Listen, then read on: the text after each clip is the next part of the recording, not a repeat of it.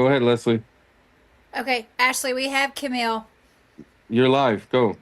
Ladies and gentlemen, patriots across this great republic under God, welcome to hashtag Town Hall, the flagship broadcast of RAF Organization. RAF Organization is a nonprofit movement dedicated to uniting Christian patriots to reclaim America's founding principles of faith, freedom, and constitutional governance. Through our 8 pillar leaders and the bold leadership of our state directors, we educate, take grassroots action, and relentlessly pursue truth, training leaders, exposing corruption, and igniting revival to secure a God honoring future. Hashtag Town Hall is the nation's most engaging platform where we, the people, run the show. I am your host, Leslie Mahan, Oklahoma State Director for RAF. Tonight, we are honored to have Oklahoma's gubernatorial candidate, Jake Merrick.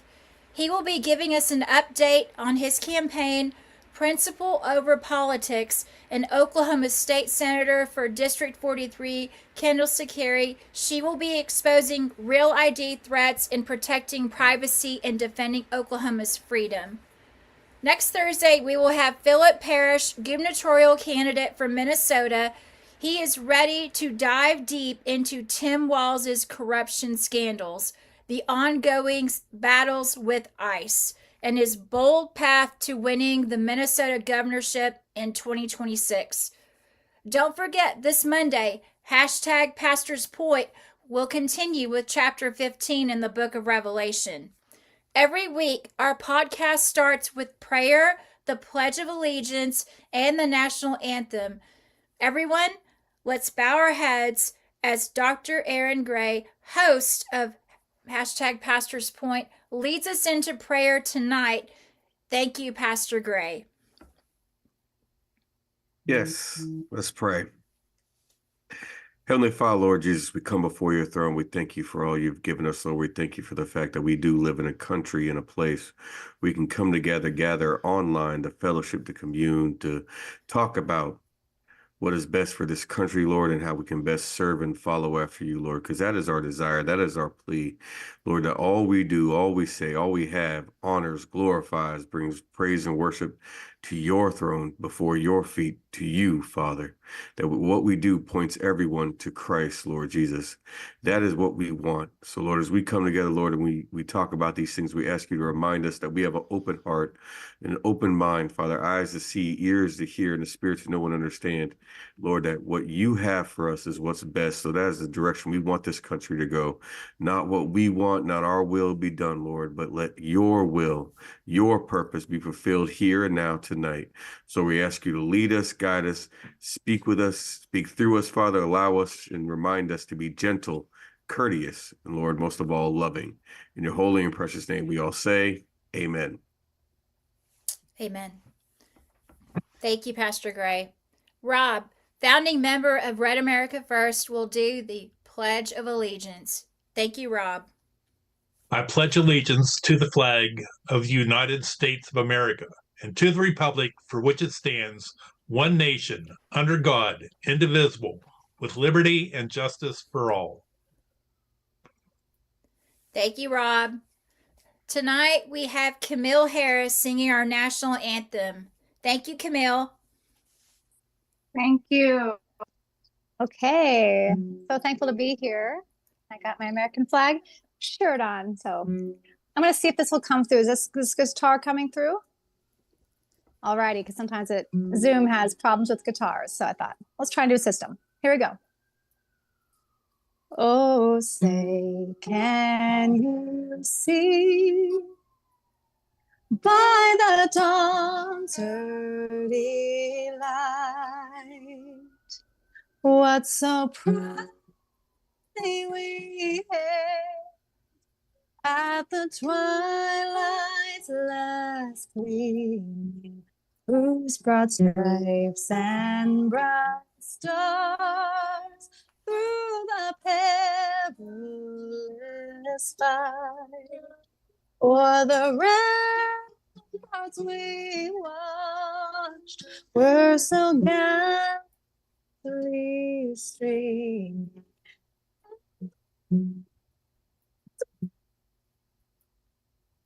The bombs bursting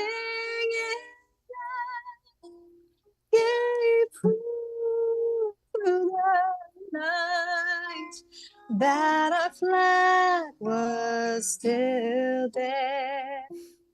Oh, say does that star-spangled banner yet wave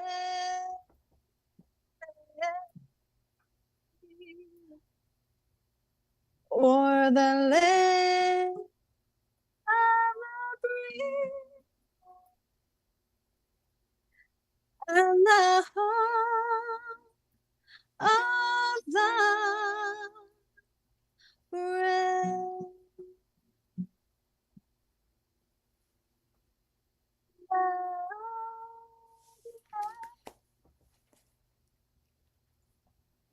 What a beautiful introduction tonight to kick off our interview with Jake Merrick. Before we get started, Jake, tell us a little bit about yourself, where you were from, and what your hobbies are. All right, guys. Well, thanks for having me on. And man, what a beautiful song. Thank you for that.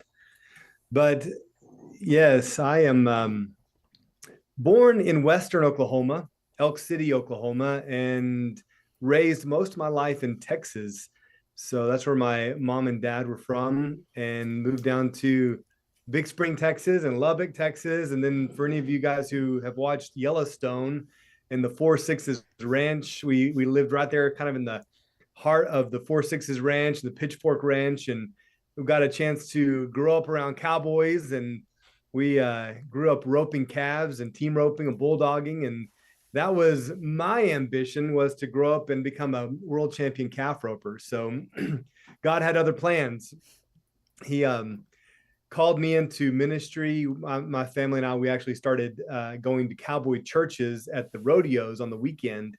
And in that ministry, God really just provoked me to teach and preach the word. And so I pursued that, going to Bible college at Dallas Baptist University, went to seminary, Southwestern Baptist Theological Seminary in Fort Worth. And, that has been my primary focus. I've always had kind of a marketplace ministry.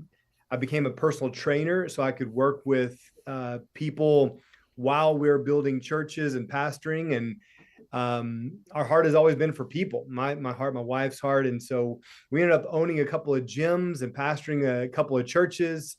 And they've always dabbled in construction. I don't know, it's been all over the place. We have a family tool company called Merrick Tool, and my dad has developed some innovative sockets. You can find out more at merricktool.com, and I help with the sales of that. And so we're doing all these things, and then suddenly out of the blue, God calls us into ministry. And I mean, not ministry, the ministry of politics, really. And it was a foreign territory for us, but we learned pretty quickly. And, I think you asked about my hobbies, and I gave you a lot more, but I love a lot of things. I love training horses. It's what we grew up doing, is training horses. I love fitness and helping other people get healthy and in shape. And man, I just love doing whatever my little 11-year-old daughter wants to do. So we have a beautiful wife of 15 years, a 16-year-old daughter, and an 11-year-old daughter. And so they're my world. Awesome. Your campaign emphasizes principle over politics and a commitment to being a grassroots, people-funded candidate without special interest or PAC money. How do you plan to govern effectively if elected, particularly when it comes to working with the legislature and navigating political pressures in Oklahoma? Well, the political pressure is the key. That's the reason I'm not taking PAC money or lobbyist money, is I'm refusing those strings and those hooks and the pressure that comes when your ticket has been bought by someone else. And so I've made a commitment. It's the abstinence commitment that so many politicians are making, candidates are making right now, especially in Oklahoma. We're seeing more and more make this abstinence commitment to not taking any lobbyist or PAC money. And, I think that this is groundbreaking, this campaign that I'm leading right now with the governor's race of making this commitment.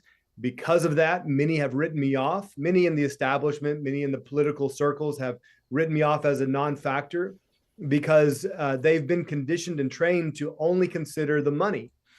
And, it's interesting that we all want our politicians, our representatives, to be free from entanglements and to be free from the machine. Yet we expect them in the campaign to be enmeshed in the machine. And so, we the people are going to have to decide, do you want a candidate who is free from those entanglements and is going to truly legislate based on principle, free from the influence of the elite money? Or are you going to hope for the best? Are you going to go ahead and shoot for the one that looks most electable because they have more in the bank account, and then wonder why, when they get elected, they turn a deaf ear to the people? Well, because they didn't get there because of the people. They got there because of the large corporations and PACs and lobbyists who got them there. So I made the decision from the outset that I would not be dependent on them. I would be dependent completely on the people. So I'm only taking individual donations from people around the state. We're not basing this campaign on money. We're basing it on the people's effort. This is not my campaign. This is the people's campaign. The only way I win this thing is if people get in and they get to work with me. And I've compared this to modern day NFL football, how we sit back in the bleachers and we watch the millionaires play ball. We hope for the best. We choose our team. And hey, if we don't win, we'll try again next time. Well, that's what politics has become. It's been, let's sit back and watch the millionaires play. Let's wish them luck. And we'll see if our candidate wins. It's not the way it's supposed to be. The way it's supposed to be is the people in the bleachers are supposed to be on the field. It's the man in the arena that counts. And so I've chosen to step into the arena, and I'm calling the people to step on the field with me. We've got to advance this ball together. And if we do this together, we will overwhelm the opposing force and really take back our state. Awesome. You describe yourself as an abortion abolitionist committed to protecting life from conception without compromise. As governor, what specific executive actions, legislative priorities, or partnerships would you pursue to advance that goal in Oklahoma, especially given the state's current legal framework? Well, we're in a fairly good place here in Oklahoma. We with the Dobbs decision that overturned Roe versus Wade, we had a trigger bell that went into effect that overnight shut down all of the abortion clinics in the state. Now, that does not mean abortions are not happening in the state. It just means they're not happening in those clinics, these surgical abortions. And so praise God for that. I celebrate that those are not happening. However, I just last week went up to Guthrie, Oklahoma, and met with a tremendous counselor. She counsels abortion-minded women. That's what she's been doing for over 30 years.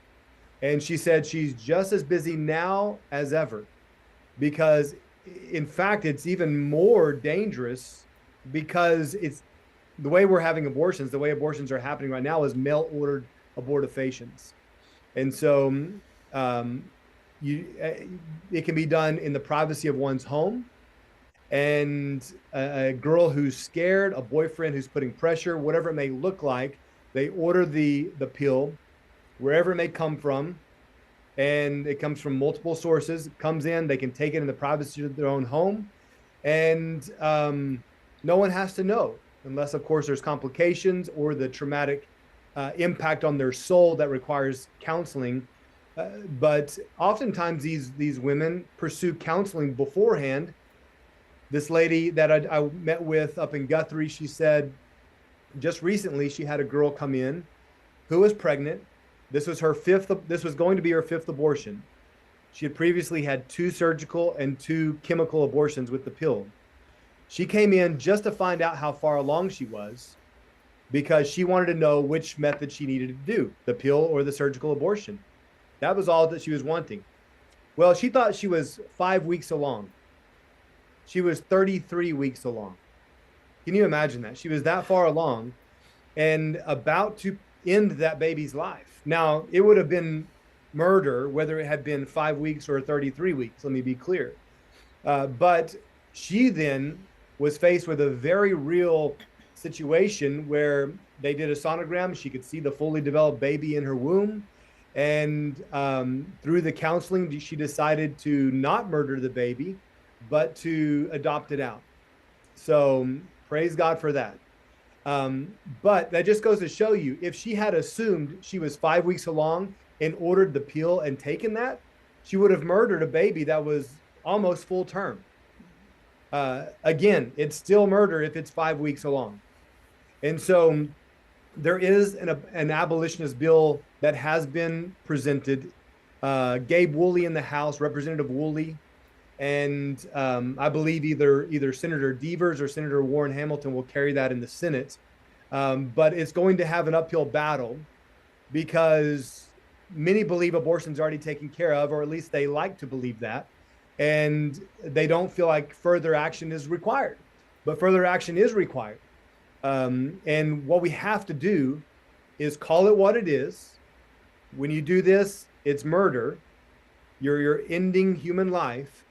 And those who participate in this must have consequences. You say, well, who's participating? The mom.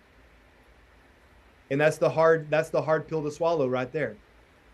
But if we're going to be consistent, and I say principle over politics, and people say yes, but then we come down to hard issues like this, and this is where it applies. The principle is you're killing life in the womb. Is it only murder if someone else does it, or is it also murder if the young lady does it, or maybe they're not young? The principle still applies. So we may not be able to stop the manufacturers of these pills or those who are sending them, but we can make it clear, if you take this in Oklahoma and you kill your baby, you are committing homicide, and there are consequences. And so this is the next step that we must take in Oklahoma. There are bills, at least one I know of, that has been written and submitted. And so we'll watch to see where this goes. But this is something I'm fully behind, because we have to be consistent and we have to preserve life.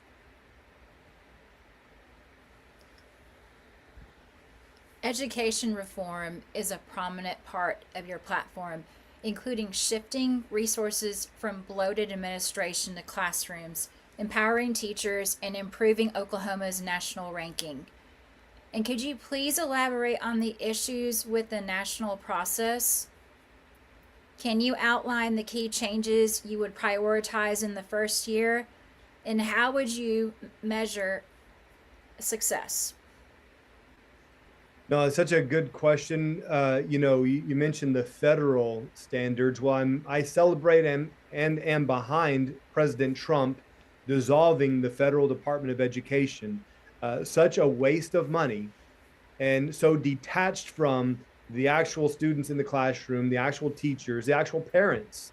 So I'm all for dissolving the federal Department of Education. It can't happen soon enough.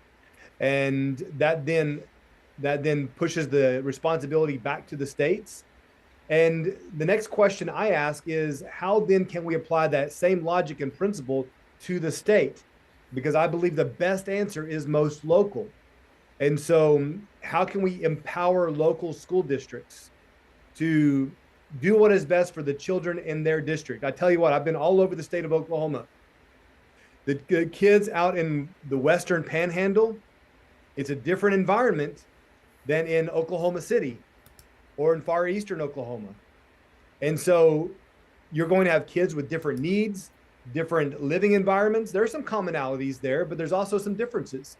And so I'm going to look at how we empower these local school districts and really trust them to determine if the children are ready for advancement. I think that teaching to the test is detrimental to learning. I think that it promotes a cookie cutter rubber stamp mentality where we're just trying to pass kids along. to show that we've got a higher graduation rate, whether they can read or not. And so we've got to end that practice of just shuffling kids along through the system. And as long as they make a good grade at the final test, then we can pat ourselves on the back and collect the money. No, that idea has to go away, and we have to actually teach our kids. Now, everybody right now, especially in Oklahoma, is looking at the Mississippi model. I think there's a lot of things we can learn from that. When Mississippi emphasized the science of reading and phonics and required their kids to know how to read before they graduated the 3rd grade. I think that's common sense. We should have been doing this all along. Yes, I think that should be common practice here in Oklahoma too. It was recently uncovered that in Oklahoma State University, they were teaching the 3Q method. Now remember who they're teaching. They're teaching the teachers how to teach the students. Teaching the teachers the 3Q method. What is that? That's teaching them how to guess a word. The student is presented with a word, and they have 3 guesses to guess this word. That's not reading. So this has infiltrated our universities. We've got to do a better job holding our universities accountable in how they are teaching our educators. And we need to ensure that our teachers understand the science of reading and are actually applying it. And you mentioned administrative bloat. This has been a big part of my message. We have over 500 school districts in Oklahoma. I think the number is 514. That means we have 514 superintendents, and most of those are making at least a 6-figure salary. And I've been saying, hey, I'm not opposed to a 6-figure salary. These guys, they're giving their lives for a good cause, for the education of our students. But if they are making a 6-figure salary and producing failing school districts, I got a big problem with it. And of course, 17 of these school districts, the superintendents are making over $250,000. 4 of these school districts, they're making over $400,000. Again, if they're producing A+ schools, probably not going to hear much, but we're causing a ruckus because they're failing school districts, and something's got to change. So I would like to explore the idea of a county superintendent, moving from over 500 superintendents to 77. We have 77 counties in Oklahoma. There's a lot of things we have to think through with that. But think about this, the savings that would normally go to the top, we redirect that to the classroom. We redirect that to the students and the teachers. And so I think there's a lot of good things to consider with that idea. And you know, if we redirect the money to the classroom, and then we emphasize real reading and real teaching in the classroom, I think we can improve our students, our overall grade average, our academic performance pretty quickly. Reforming the Department of Human Services, DHS, to better serve families and protect children is one of your top issues. What are the biggest problems you've identified in the current system based on your experience in listening to Oklahomans? And what concrete steps would you take as governor to overhaul it? Will you address the fraud and abuse of the system? Well, this is near and dear to my heart. We adopted our oldest daughter out of DHS, and this really was the seed that was planted in our heart, my wife and I, to begin praying for the state of Oklahoma, 77 counties, specifically the families of Oklahoma. The first day I walked into DHS, I walked out with my wife and I said, I hate this place.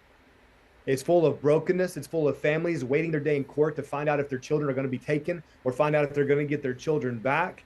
It's full of brokenness. And I told my wife, I said, this is the state solution to a spiritual problem. And that's exactly what it is. So the root issue, the state can never fix. So I'm going to push hard for massive reform across DHS, specifically child welfare. It's not just in child welfare, it's also adult welfare as well.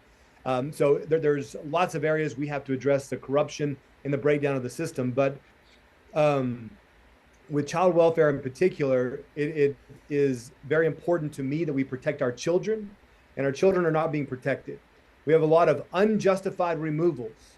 Now we need to make sure that children are if they're in an unsafe environment, if they're being abused, we need to protect them.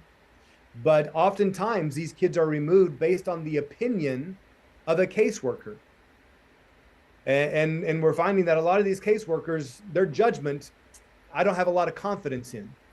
So we have a caseworker coming in as if they were an investigator. We must remember they're not the investigators, law enforcement is. And so they're coming in, investigating the welfare of a child, making a determination about the future of an entire family. And we need to raise the standards for these caseworkers. We have instances, even this last year, of medical kidnapping, of where children are taken from their families because the caseworker or the court disagreed with the medical decisions a family is making over their children. It's not for the court to decide. Now, we had a case, I'll just summarize this pretty briefly, but recently in Oklahoma, I got pretty involved in because I knew the mom and I can vouch for her. She actually works with and for Moms for Liberty, a pro-parental rights group. And so she is fighting for parental rights of Oklahomans, yet her parental rights were completely stripped from her. When the court decided, because she's not treating her son with leukemia, with chemotherapy, her son was diagnosed with leukemia, and because she wasn't taking the traditional route of chemotherapy, the court came and mandated she bring her son to the hospital for a welfare check. I'm okay with that. Confirm the child is healthy and okay, but they bring him to the hospital and require the mom to check him in. So on a Friday night, they strip her of her rights and check her kid in to OU Children's Hospital, where over the weekend, they resume chemotherapy against the mom's will and perform a blood transfusion against the mom's will. On Monday, she's allowed to go to a show cause hearing to prove that she's a fit mom. It's too late by then. All of her rights have been obliterated. And so this kind of stuff is happening routinely in Oklahoma. And it's interesting, this apparent collaboration with a state-funded hospital like OU Children's. So lots to consider there, that once this child becomes the child of the state, then all medical procedures are paid for by the state. So you think they're not going to run every test imaginable? Because that hospital is going to bank as long as they can. So we have to remove all financial incentives when we're talking about the welfare of children. The DHS should not prosper or get a penny because they do what is best for the child. And so let's remove the financial incentives for DHS and let's prioritize truly the children. Let's have real penalties with teeth in them for unjustified removals. If a case that would apply to the caseworker and the agency itself. And there's a bill, again, Representative Gabe Woolley, I just did an interview with him, so this is fresh on my mind, but he has a bill that would raise the standard of determining whether there's abuse from preponderance of evidence to clear and convincing proof. Preponderance of evidence means there's a 51% chance that something might be happening in the home. Clear and convincing proof is just that. It's absolute proof that there is clearly abuse happening and there's justification for removing this child out of harm's way.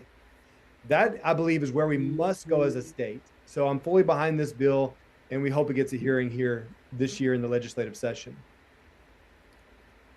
Oklahoma's economy and energy sector are central to our state, and your platform supports the oil and gas industry while opposing aspects of the green energy agenda, like certain wind and solar expansions. How would you balance promoting economic growth, job creation, and tax relief, such as exploring property tax elimination or a fair tax model, with protecting rural communities and property rights?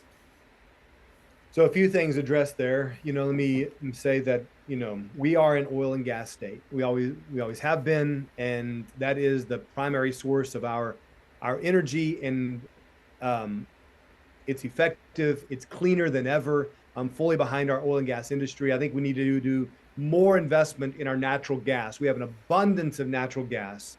There's no reason to pursue these green energy scams, to use President Trump's terminology. I believe you hit on a key word there, agenda. There is a climate change agenda that fully believes, whether they believe it or not, or whether it's being used to accomplish a certain end, but the push to save the planet through these green energy initiatives like solar and wind turbines. On the surface, they may make sense that we're using the sun and wind to generate electricity, but when you dig deep and flesh it out, these projects are far from green. The massive amounts of fossil fuels, if you want to call them that, used to even produce the wind turbines and install them, that alone makes it far from green. But then the material they're made of is toxic to the environment around it. They're killing birds as they turn. There's just outside my window here, I can see turbines from my house, and the massive gearbox that you can park a car in is just leaking grease and oil. So these things are far from green.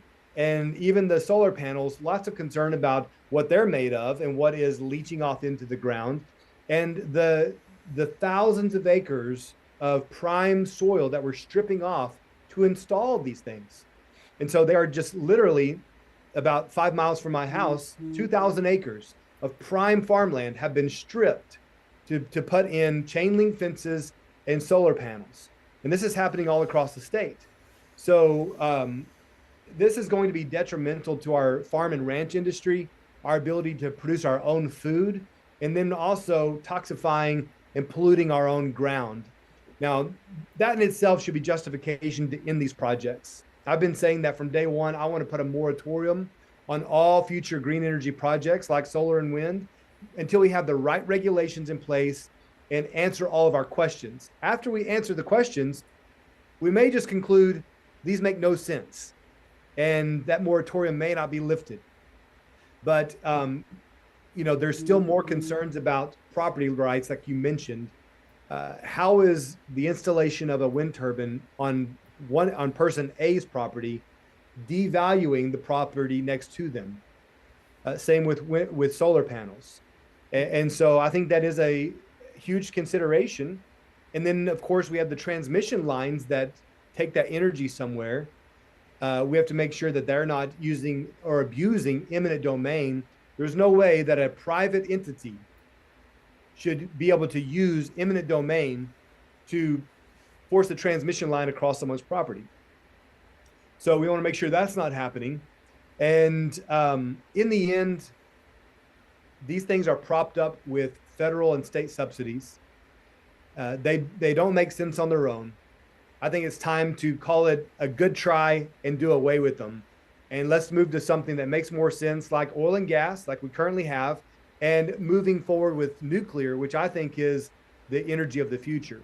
So the small modular reactors, I think that there's more we need to do there to see if that's a good fit for Oklahoma. Last question. In light of our current governor's recent news interview, how do your ideals regarding the politicization of the presence of illegals in our state and how that concern should be abated differ from his?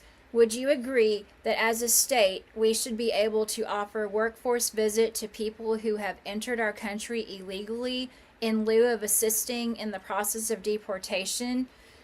Will you pledge to quell illegal protest activity and arrest any person who breaks any and all municipal or state statutes while protesting? We must take a firm stance against this issue.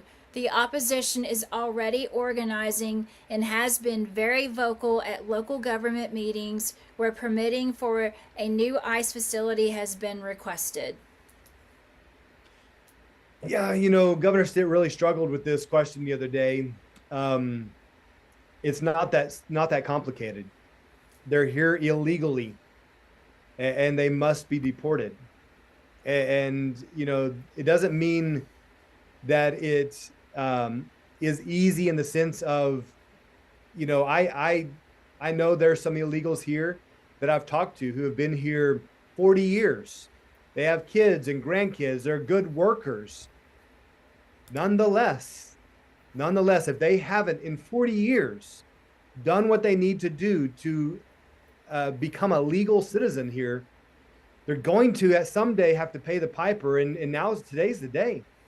And so they're going to have to go back and do what they should have done in the beginning. And I'm sorry that you were allowed in, or you snuck in and broke the laws. But we must enforce our laws. We're a nation of laws. We're a nation of borders. And so we must bring them back, give them an opportunity. I appreciate what Trump has done with the self-deportations.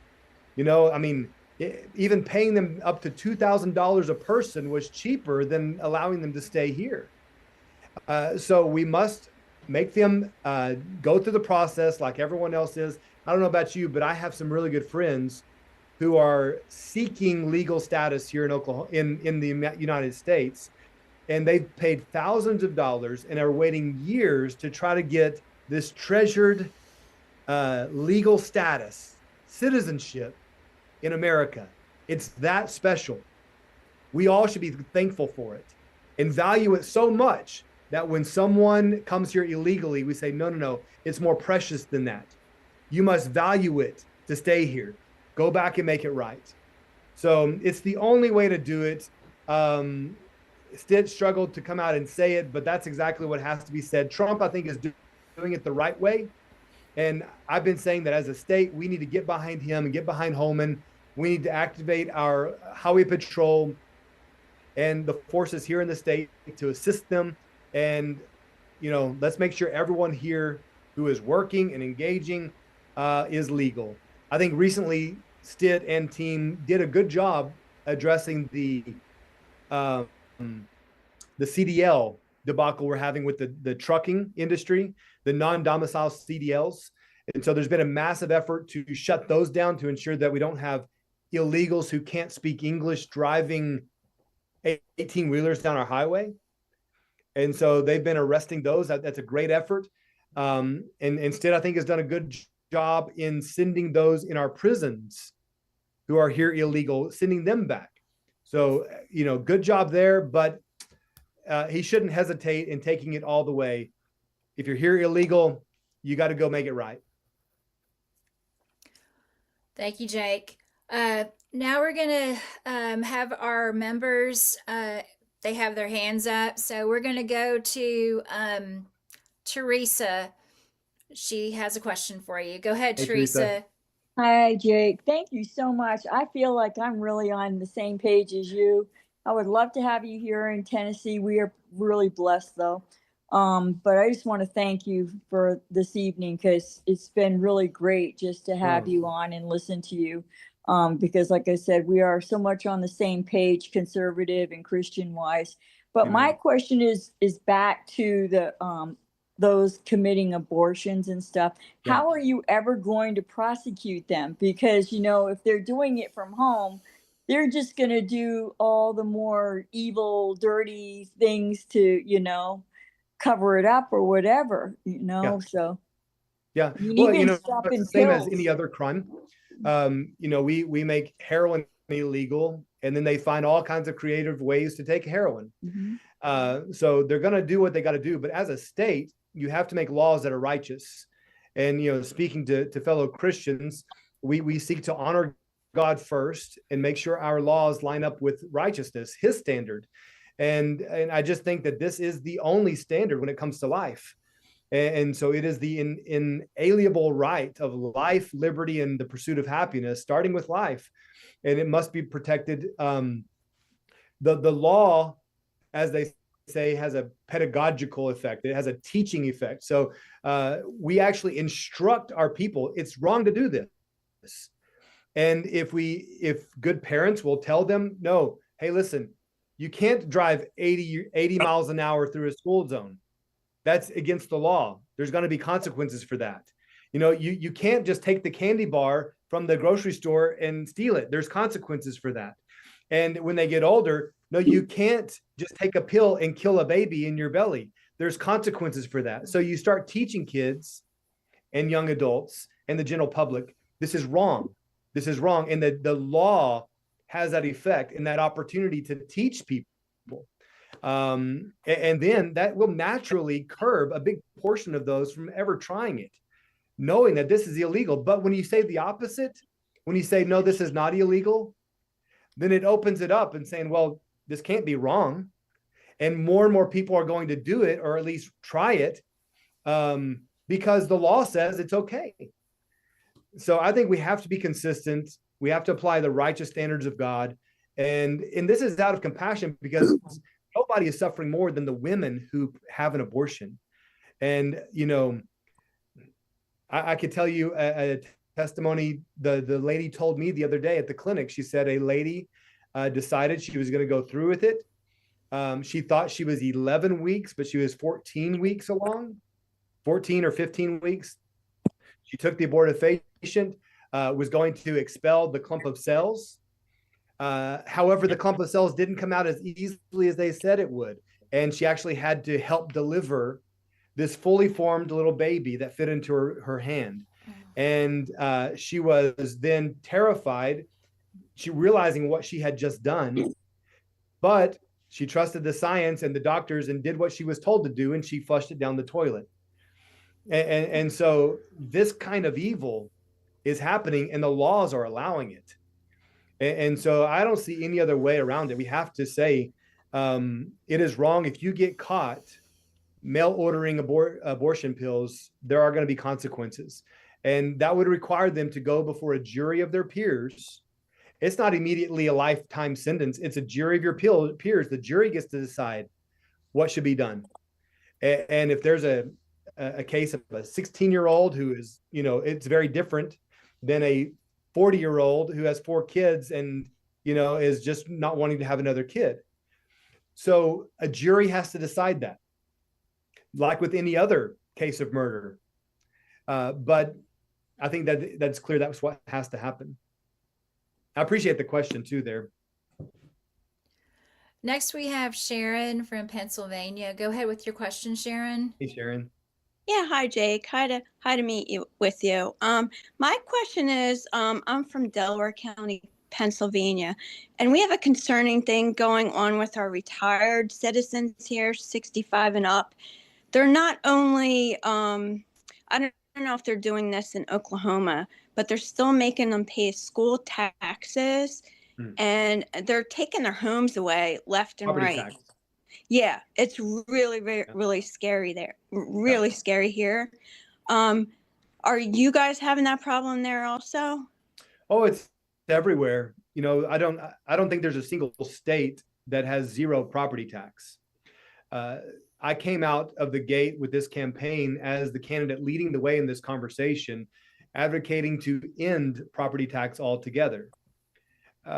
Again, it's an issue just like with abortion. I lead with principle, and the fact that you could lose your property, whether you're 80 or 28, you could lose your property if you can't pay the taxes on it.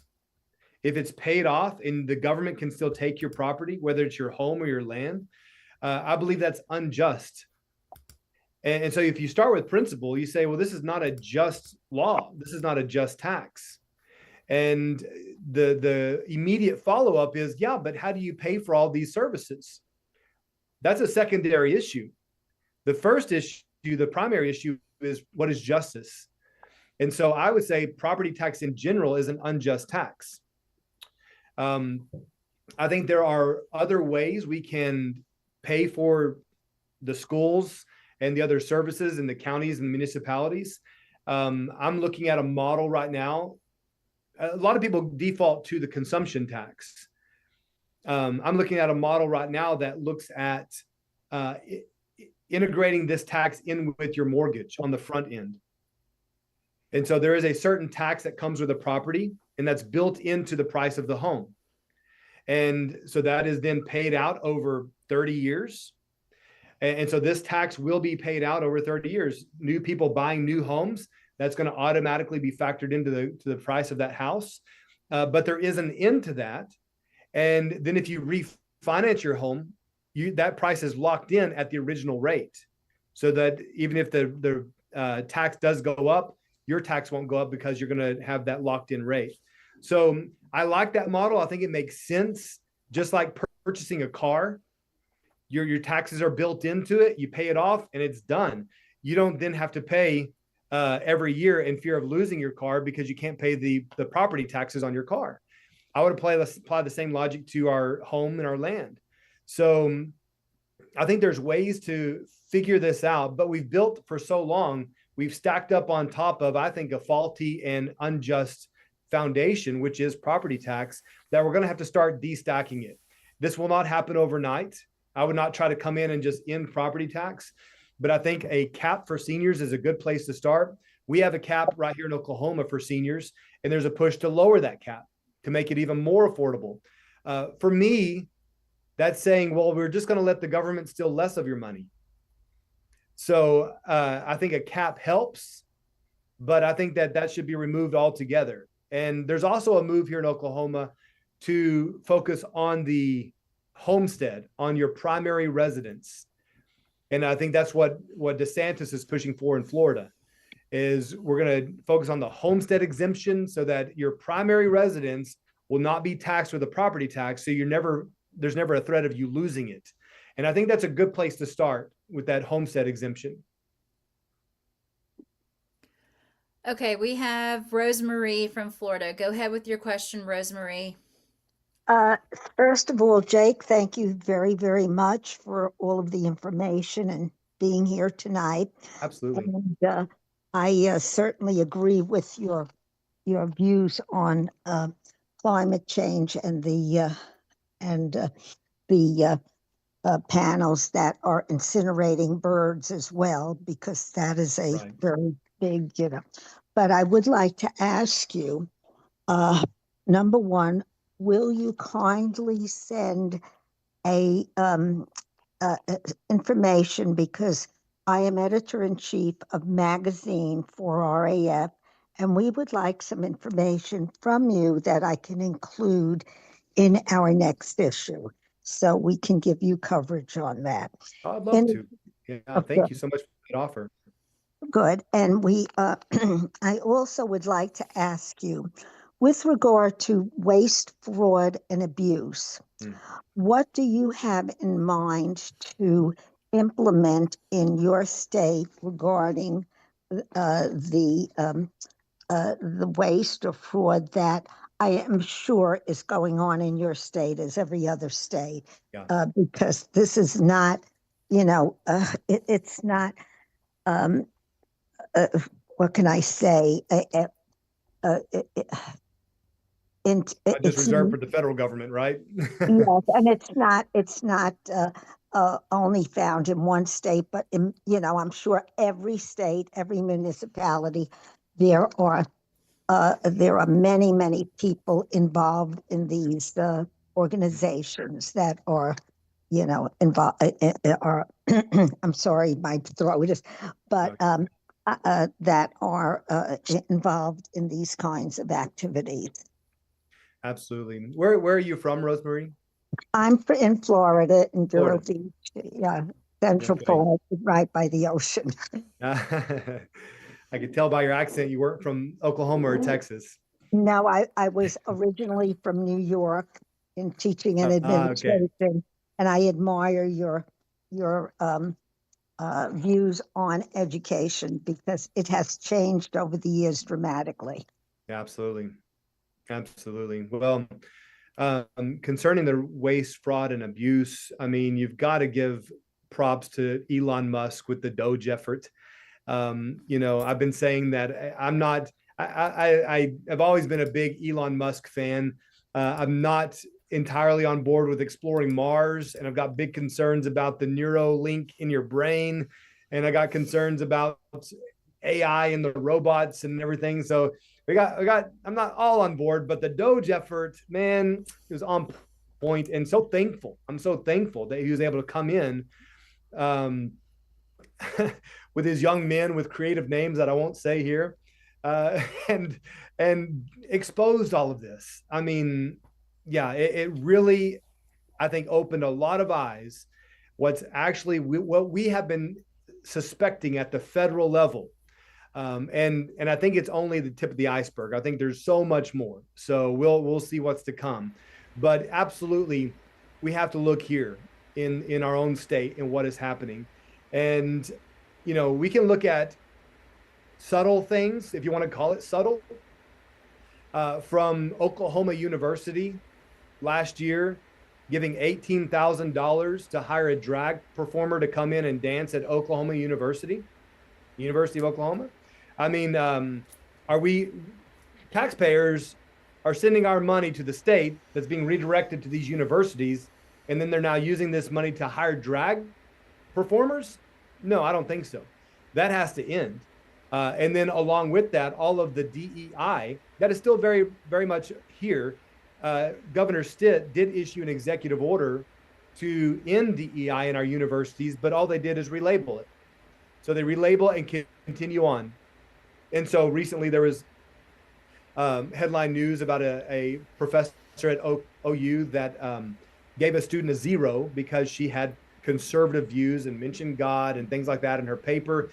And the professor gave her a 0. And I believe that professor is no longer there because of the public outcry.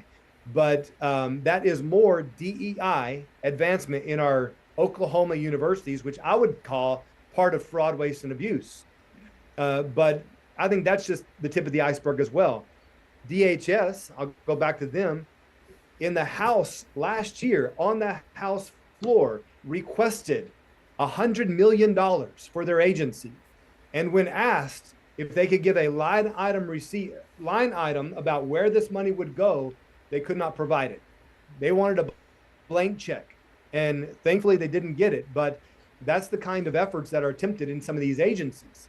And then of course there's, in our mental health and substance abuse agency here in Oklahoma, there was a discrepancy of, you know, just about $40 million. And so we've got a lot of fraud, waste, and abuse in these agencies. And that's where a lot of this is happening.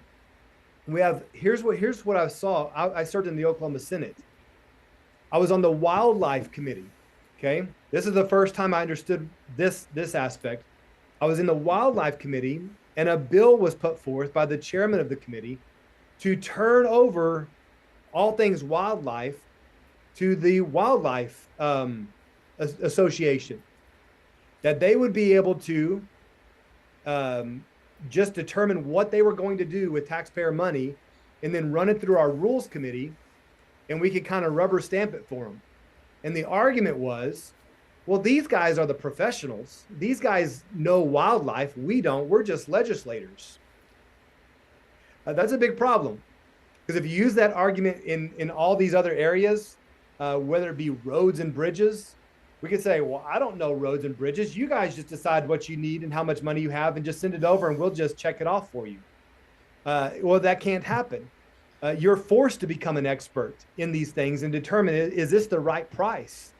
And so I voted no on that and really ticked some people off. But I learned this is a common practice. Many of these agencies are seeking autonomy, so they don't have this legislative oversight, don't have to go to the pesky legislators to get permission all the time. Well, that's how it works, guys, in the government, is you go to the legislators who are elected by the people to decide if we're going to spend the people's money on these projects. So we're seeing this with the Oklahoma Turnpike Authority here in Oklahoma.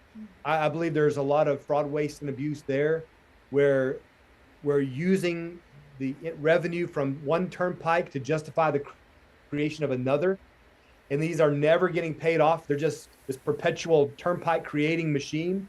And so these are some areas I'm very well aware of, and I'm wanting to rein in. I will definitely rein in when elected and set some people over these agencies who value freedom and liberty over massive expansion of government, because you can't have both. If you have the expansion of government, you will erode the liberty of individuals. So you're going to have to choose one or the other.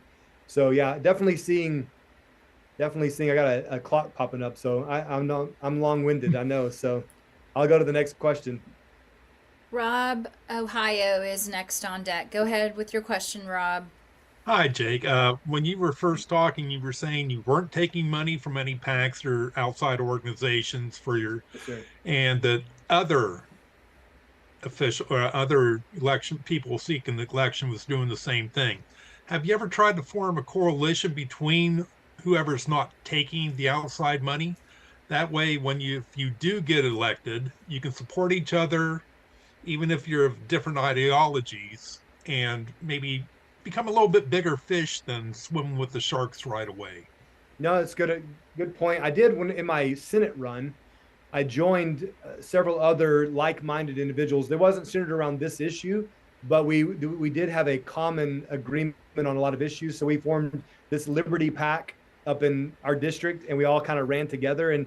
And not everybody in that group got elected, but we all did support one another. So I think there's some validity there, and would be happy to consider that. I know that last year there was a group of candidates who quietly collaborated. It wasn't a visible thing to the public, but they would meet frequently and discuss ideas and how their strategies and how they're going to overcome money and things like that.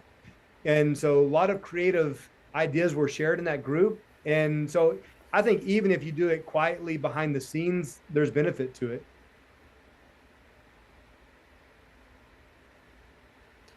Okay, so we're going to head to Hawaii. Victoria, go ahead with your question. Thank you, Victoria. Hey, Victoria. Aloha. Thank you for joining our town hall. Really appreciate you being here. I have candidate experience myself, so forgive me if I'm rough and to the point, but you're going to get these questions sooner or later.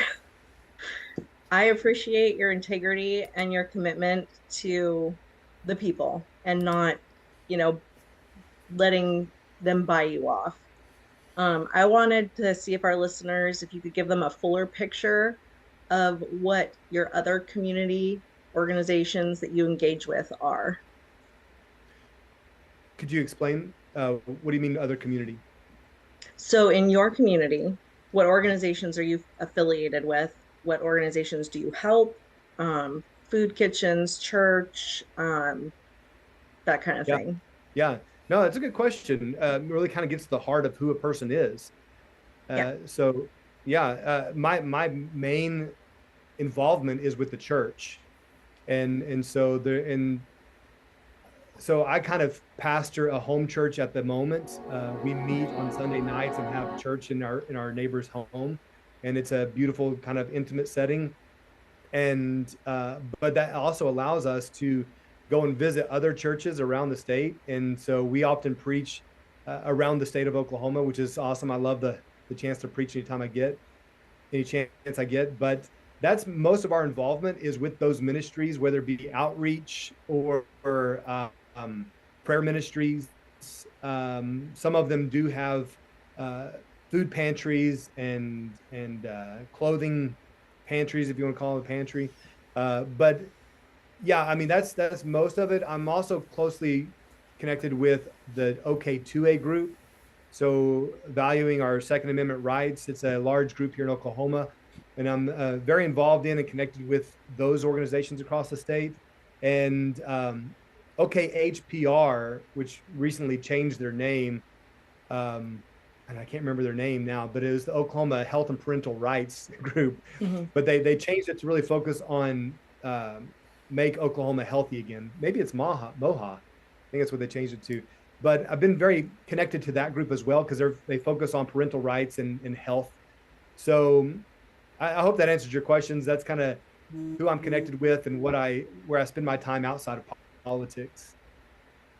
Do you incorporate that into your politics? And I mean, how are you getting additional support from the community?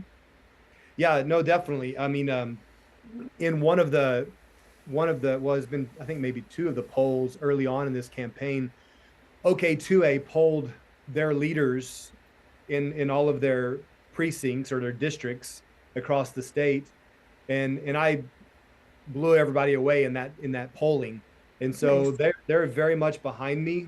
And it's I believe a great gauge for the grassroots. A Second Amendment group is a great gauge for grassroots in Oklahoma. And so, they voted overwhelmingly for me, which was a great sign. Nice. And many of our supporters come from these OK2A groups and the OK-HPR group as well. They're a statewide group.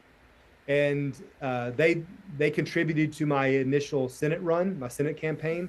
But since I'm not taking any PAC money, I'm not taking donations from the organization, but many of the individuals have given, and many of them are also signed up to be door knockers for me. Nice. Very nice. Yeah. If you don't mind, I did have another question. I don't see any other Sure. hands raised. Is it permissive? Am I allowed? I allow you, go for it. So I was also wondering, you'd mentioned government entities and organizations that are, taking our taxpayer funds. Yeah. Are you aware of Oklahoma's budget and how that's being allocated for 2026? So, yes, I mean, that was part of what I voted on when I was in the Senate is the state budget, so I had a chance to vote on that twice. And obviously there's a lot of agencies, there's a lot of distribution of funds. And, I was asked just the other day, this is a billion-dollar, multi-billion-dollar state. How do you plan on managing that? Well, no one is managing on its own. So, that is the secret. Just like what Trump has proved in this last term, he immediately had the right people in place for all of these agencies. And that's exactly what I will do, is get the right people plugged in. I want financial guys advising me who also have conservative fiscal policy. I want them advising me on the budget. And I will filter that through my principal and say, okay, I know that may make sense fiscally, but does it make sense with principle? And so we're going to balance that and find the right move and where this money should be invested. In Oklahoma, half the state budget goes towards education. So we have a lot of money going towards education, and still we have a failing school district. So this is a big question, do we need more money? Is more money the answer, or is it the use of that money? And I believe it's the latter. I believe it's how we're using those funds. So those are some hard questions, not just how much money is being allocated here, but how they're being used once they get it. And so I would like to take that conversation deeper, to do that deeper analysis of how they're using the funds too. That's a great tactic. And a follow-up would be, do you have any people or government agencies that you would be working with on that, like already earmarked, or? I've got several people in mind, and I'm not actively pursuing them because I don't want it to appear like I'm trying to promise them a gig if they'll vote for me. So I'm trying to stay away from any appearance of evil there. But I do have some people in mind that I think would be phenomenal, heading up the Department of Corrections, heading up the Department of Human Services. So I'm not going to have that discussion until really I have that election locked in, the victory locked in, just because I don't want it to appear I'm trying to abuse that. And and Hawaii is different. Sometimes they campaign together, a governor and a lieutenant governor. Right. Do you guys do that in Oklahoma? Or no, it's separate tickets here. Separate tickets. Okay. Yeah. I appreciate. Oh, you're welcome. Yeah, Thank you so can't much. wait to make it to Hawaii for my first time sometime. When are you? You don't know where you're going yet, do you? I do not, but it's on my bucket list. I'm gonna let you know. You're gonna come visit. You're not gonna want to go back. I moved 3 months later. Well, if I leave on a snowy day like it is right now in Oklahoma, then that's absolutely right. 100%. Thank you. I appreciate you. Okay. It's good to know we got some good conservatives out in Hawaii too. Okay, so one last question, Jake, before we go. Will you come back to #Town Hall? Oh, absolutely. Yes, this has been fun. So you never know what to expect, but I love the questions from around the nation and the involvement. So absolutely. Thank you for having me. Thank you again, Jake. We appreciate it. Thank you, Leslie.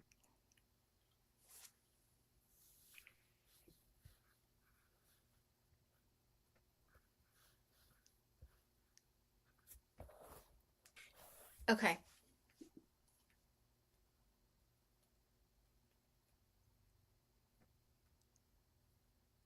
So I'm going to go ahead and let y'all know that we are going to be rescheduling Kendall. She had something come up and she hates to miss. So what a great show. Oh, hang on. She's saying she can talk now. Just a second. Okay, so let's welcome Kendall Sakiri, Oklahoma State Senator for District 43. Thank you for joining us tonight, Kendall. Hey, thanks. I know I was just texting you back and forth. I'm barely keeping my eyes open over here. So I was just like, I might not be here more than 10 or 15 minutes. Okay. Hey, I feel you, Kendall. I was planning back the coffee before the interview. Oh man, we flew to Florida today and we left at like way too early. So hey, good to see you, Jake. But I got to catch a lot of you, and that was good. Oh, well, good. You know, Kendall is a great conservative in the Senate. So glad to have her there. And I'm gonna go put my daughter to bed, but I wanna talk with you later, Kendall, because you're working on some great stuff. So I appreciate you. Yep. Same to you. See you later. See you guys. Thank you, Jake. You bet. You've been a leading voice against full integration into the federal Real ID system, personally opting out and describing it as functioning like a national identification system that threatens privacy and liberty. What specific privacy risks do you see for Oklahomans if their non-compliant driver's license data is shared with national databases? And how does this differ from the assurances we've heard from federal or state officials? So the big red flag with what's going on in Oklahoma, and this is for every state, this is the next step, the final step you could call it for Real ID, is implementing this new system to upload all of our data into what's called the state-to-state system ran by AMVA. So that's where the red flag comes up. AMVA is a nonprofit third party. It's not beholden to FOIA's open records. Definitely not going to have any legislative oversight. So why are we contracting with this type of industry? We already have problems with, you know, a national ID and the federal government being controlling over our data, but just some third party that's an arm of the federal government is definitely not okay. So I would argue those points there that right now our state DMV called Service Oklahoma argues that this is state-led. That's not true. So then they start changing it to, well, this is member-led. Well, it may be member-led, but Oklahoma has no sitting members currently on AMVA's boards. It's a regional board that we would be in, along with, I think it's like 16 other states. So again, none of this is state-led. And then the real nail in the coffin is who makes the decisions of what data is to be shared. It will not be the state of Oklahoma. Once AMVA has full jurisdiction over our data, they're going to be the ones that make the call, make the decisions on what data they want to take. So right now it's pretty limited in scope, but they can change that at any time. They can start saying, nope, now we want to collect biometrics, photographs. And if you go to AMVA's website, you can see on there clearly, it's just aamva.org. You can see on there their goal ultimately is digital ID and pursuing biometrics. Thank you. In January 2026, you and 33 other lawmakers filed an emergency petition with the Oklahoma Supreme Court to halt Service Oklahoma from transferring driver's license data to AMVA, arguing it violates state law and undermines the distinction between Real ID compliant and non-compliant credentials. What prompted this lawsuit, and what outcome are you hoping for from the court? So didn't want to do a lawsuit. We tried to work with Service Oklahoma face to face. Nobody knew that this was coming. No one knew in the legislature or in the executive branch that Service Oklahoma was contracting and quietly working on this upload for February of 2026. I found out about it after I was denied an interim study in the fall with Service Oklahoma. We wanted to discuss really more about what opt-out licenses are, non-compliant licenses are in comparison to Real ID. So once we didn't get an interim study there, my office just decided, you know what, we're going to do our own oversight. We're going to start submitting questions to this agency. Through that back and forth email exchange, we got the answers of, we're doing this new upload and it's going to be in February. Otherwise, this was not publicly made anywhere. Service Oklahoma wasn't going to tell anybody. They were just going to do it. When we discovered that, then we started ramping up meeting in person. I met with CEO Doyle of Service Oklahoma, asked them, very simply, we asked them, well, first of all, what is an opt-out license to you? The state of Oklahoma, Title 47 offers an opt-out. You're clearly not honoring it. So what's your definition of it? And they admitted that opt-out doesn't mean anything. Okay. So then you just follow up on, well, can you allow me to do legislation before you do this upload? I need you to halt this upload until we can get proper legislation in place that would satisfy your definition of an upload or of an opt-out. And they were not going to halt the upload. They were going to proceed as business as usual.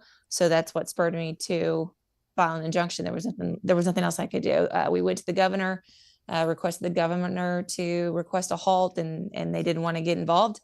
So all we were left with was filing a lawsuit. Okay.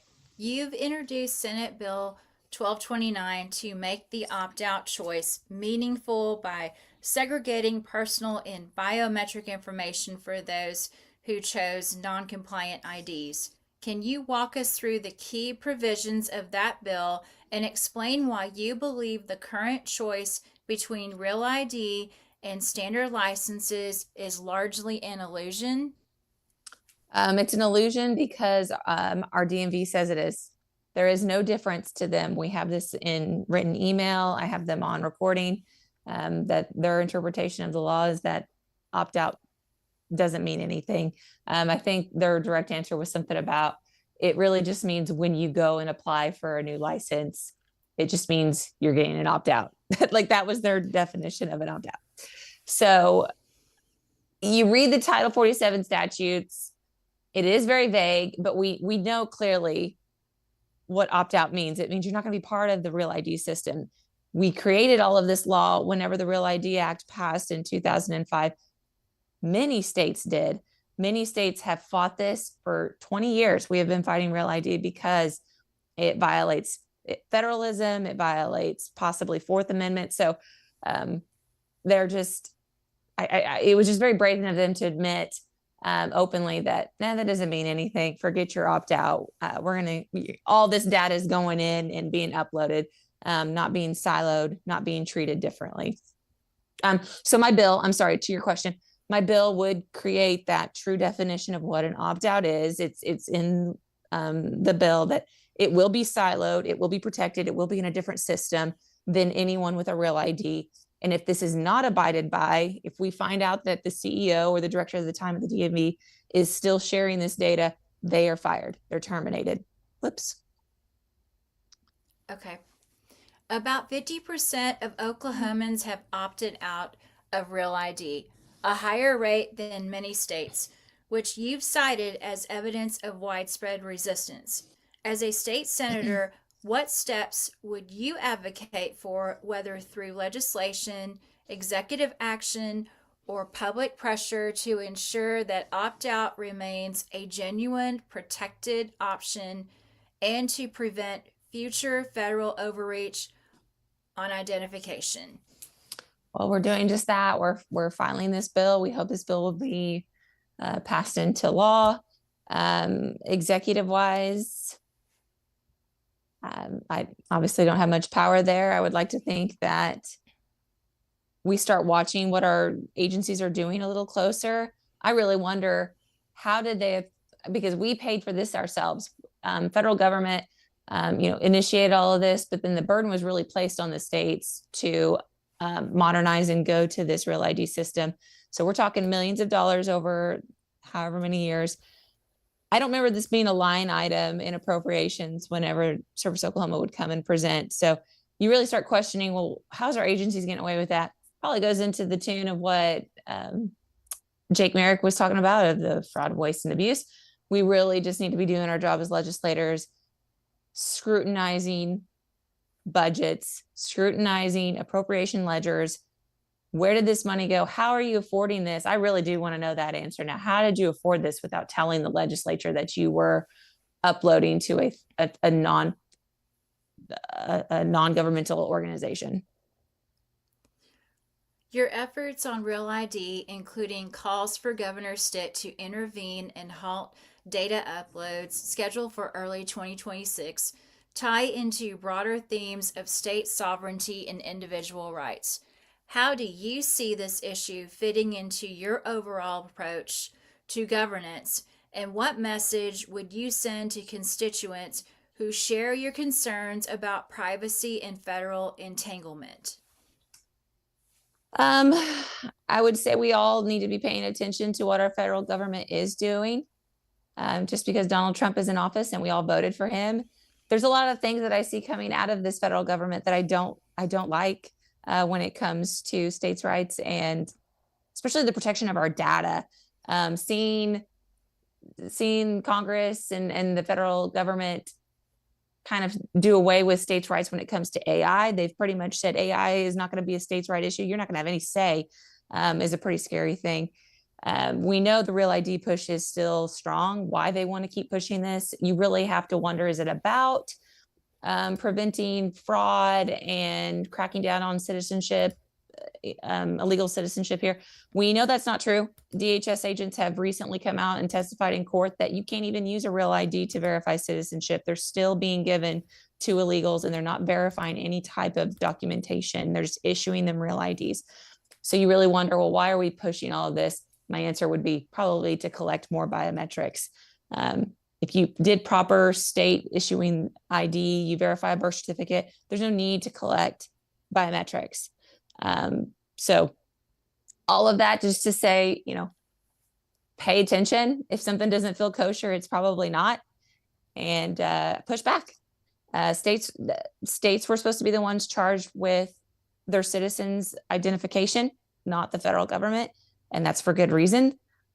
So I'd say this is, as a conservative, this is a big one for me. A lot of states' rights issues right now. How much power do we actually have? We have a lot, but we have just been told decade over decade that we don't. Okay. One last question, Kendall. Will you come back to #Town Hall? #Town Hall. Yes. Awesome. We appreciate you coming on tonight, Kendall, and thank you for staying up just a little bit longer. I'm sorry. I know. I'm hoarse. I feel terrible. I probably don't look the greatest, but just give my information out. I'm happy to answer questions at some point for anybody that's concerned about Real ID. If you're worried about your state, I would say most had no idea that they were uploading to this system. So. Okay. All right. Well, thank you. Appreciate it. Yeah. Thanks, guys. Have a good night. Good night. Oh, maybe.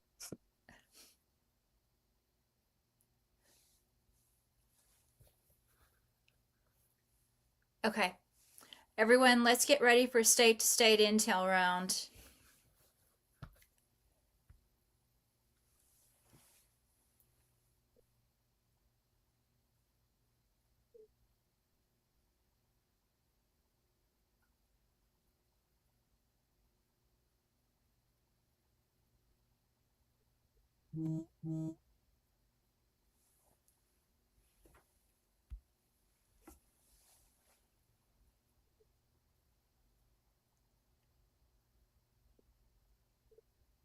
Hello, this is Christian from Go ahead. California. Somebody else talking?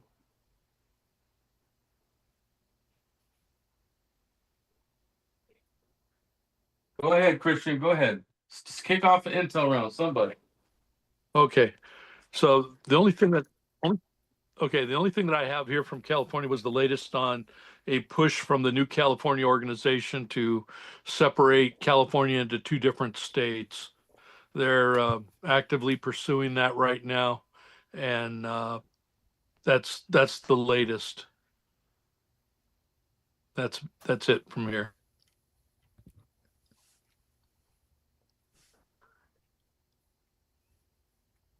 I'm gonna let Megasa go for Hawaii first this time because you got more. I do. You want to go ahead and kick it off, Megasa? No, we're talking about local issues. We're really, our legislators are in session right now.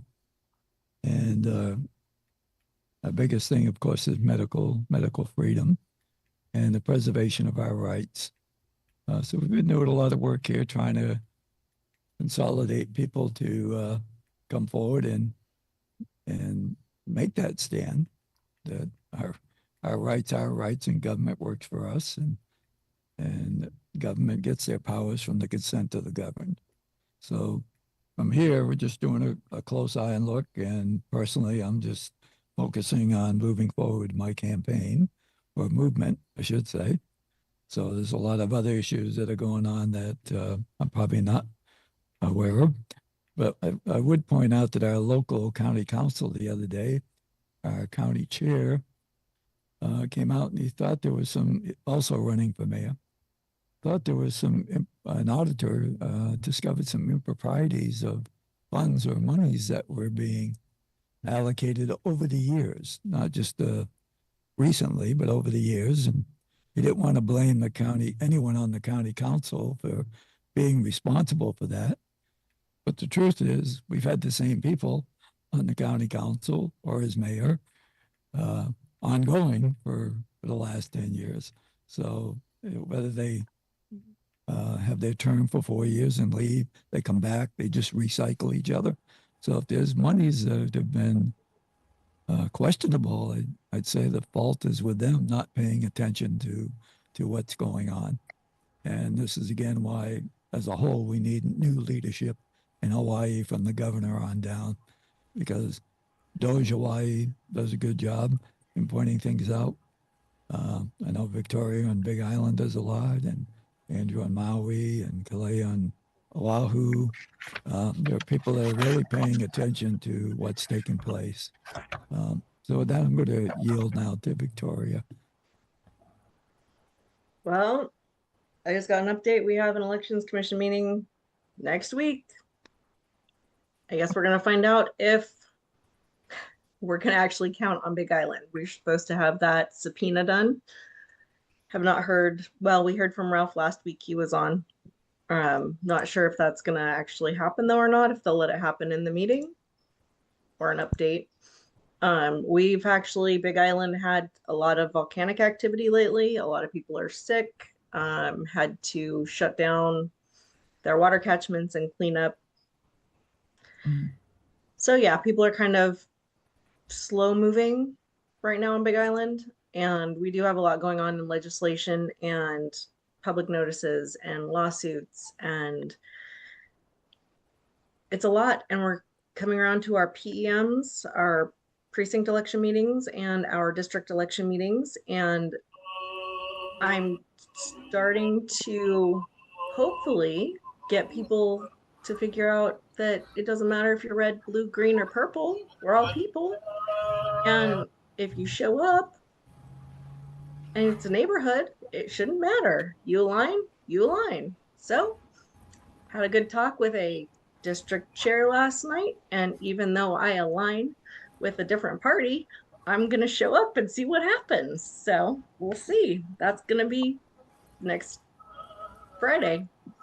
Gonna be a busy week next week, guys. All over. Go ahead, Becky. Yeah, we're still having a lot of problems with the Sharia law stuff. And I guess they're going to try and have a vote on banning Sharia law in Texas. And they just had it in a small city called Sugarland, Texas. They just had an open prayer meeting out on the grass in front of City Hall. And Nice. then something not really political, but in Bryan, Texas, there was a gas station where they found, you know, in the back where you like go to the restrooms and stuff, and they have the office. Well, they had a men's room, a ladies' room, a private marked room, and then an exit door. And a lady went back there, and on the women's door up in the corner, there was like a metal box of some kind, and she questioned, you know, what is that? Because it wasn't on any of the other 3 doors.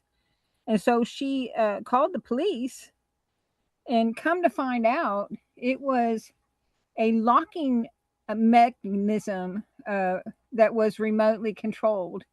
And so what they're figuring is that, you know, a woman would go into the restroom and they would have them lock them in and then not allow them to come out or bring them out and traffic them.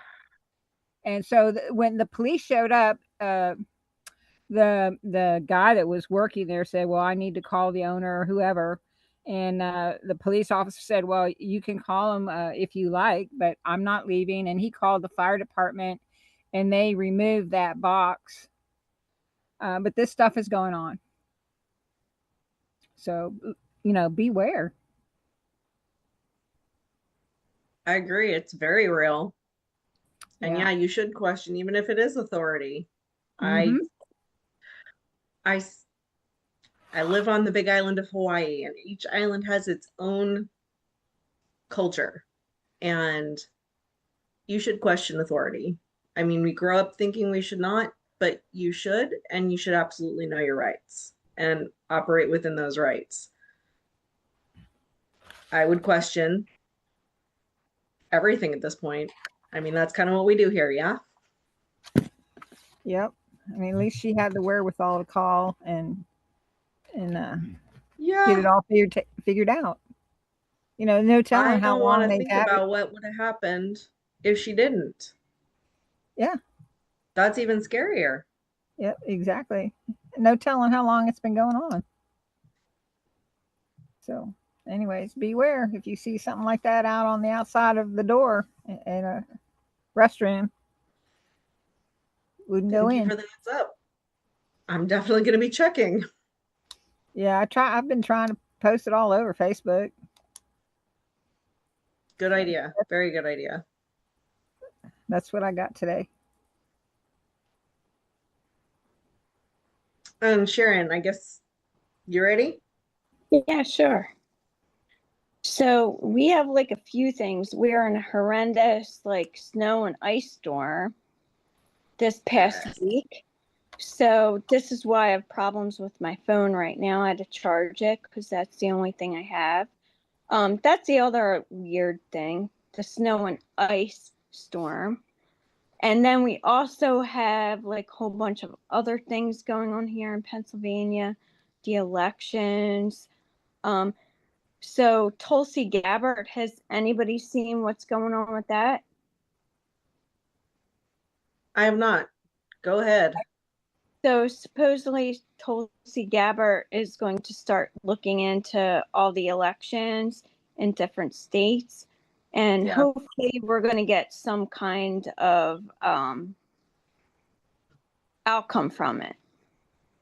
You know, you guys know I'm a minority inspector too in the elections here. I mean, you can't make this stuff up. It's so much we can't even talk about one thing.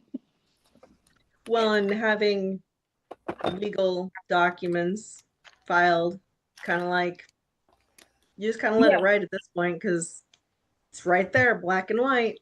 Exactly. So just got to have the right people ready to step in. Exactly. Anything else, Sharon?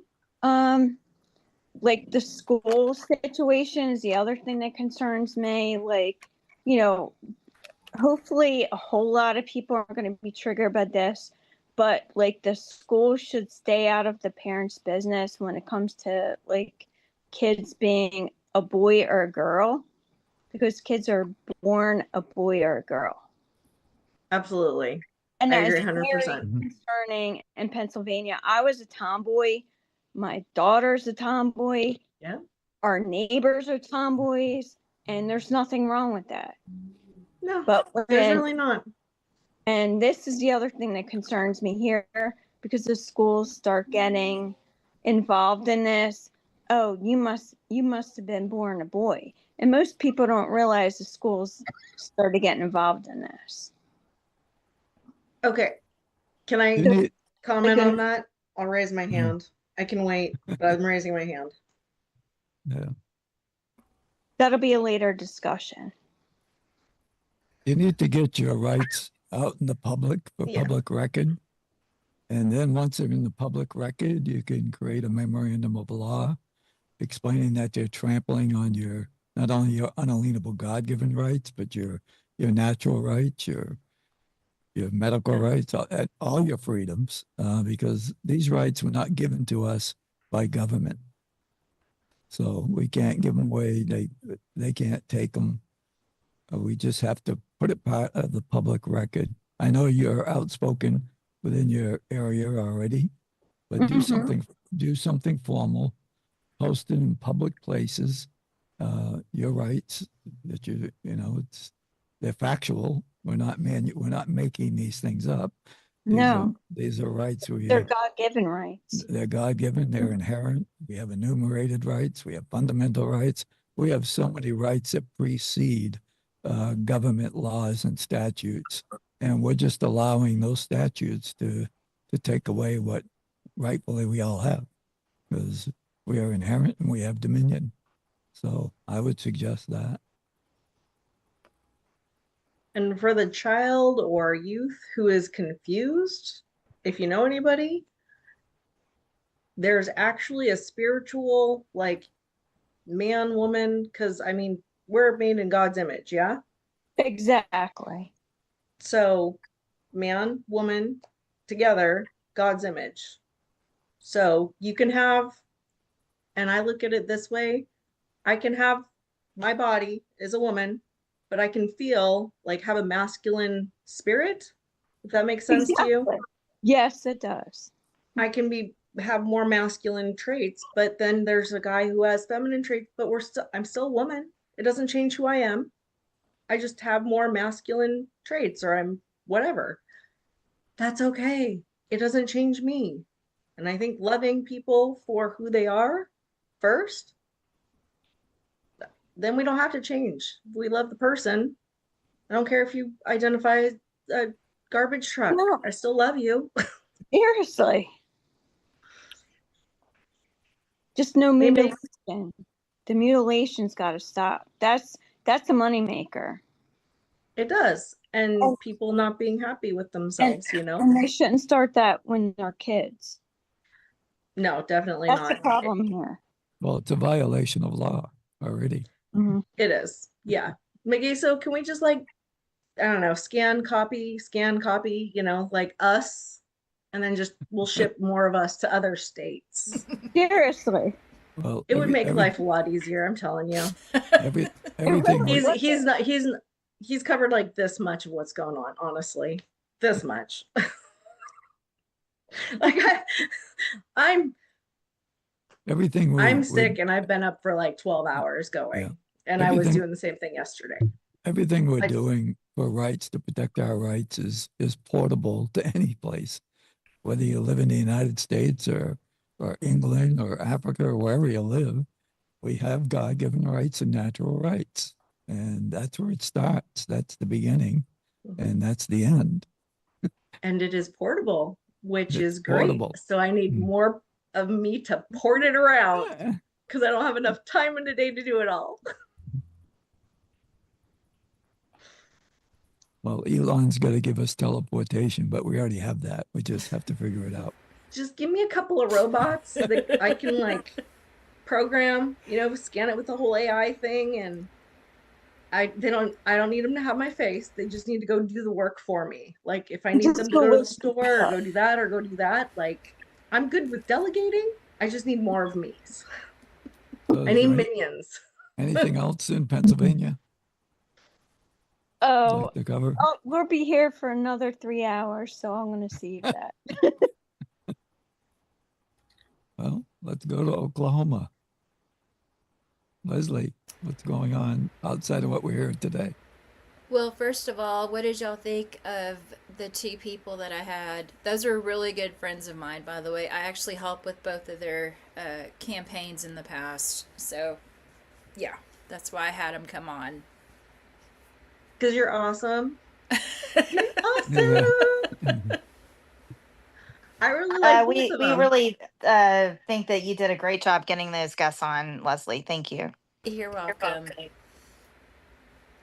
Yeah, they're I could have really asked a good. lot more questions, to be Mhm. honest, but I feel like I'm hogging the mic and like taking up too much of their time. So Well, I tried and to tone it down. the reason why we didn't do Q&A with Kendall, she literally had been up since 3:45 this morning, so she was fighting to stay awake. So I appreciate I get it. Well, and I'm not going to be obnoxious about it. I get it. But I'm like, wait, my hand. Yeah, I know. I saw. legit had questions. I would love to connect with her. There are alternative options that are sovereign and where you can own you.